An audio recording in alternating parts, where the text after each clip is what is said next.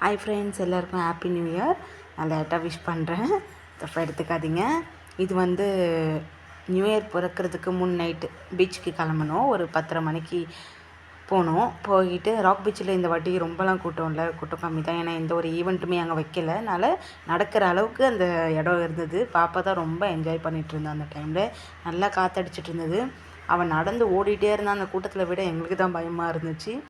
பாப்பா பிறக்கிறதுக்கு முன்னாடி வந்து டக்குன்னு கிளம்பிடுவோம், டக்குன்னு போவோம், டக்குன்னு சுற்றிட்டு வருவோம். பட் அவள் பிறந்ததுக்கப்புறம் எல்லாமே லேட்டு. கிளம்பும்போது லேட் ஆகிடும்.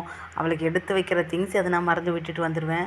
அதனால தான் இவ்வளோ லேட்டாக பார்த்துட்டு உடனே கிளம்பிட்டோம். பாப்பா அழ ஆரம்பித்தா. அவளுக்கு தூக்கம் வந்துடுச்சு. அவன் நல்லா ஓடிட்டு தான் இருந்தாள். பட் எங்களுக்கு தான் விட பயமாக இருந்து பிள்ளை விழுந்துட போகிறான்னு வீட்டுக்கு கிளம்பியாச்சு. உங்களுக்கு வந்து எப்படி போச்சுன்னு கமெண்ட்டில் சொல்லுங்கள். எந்த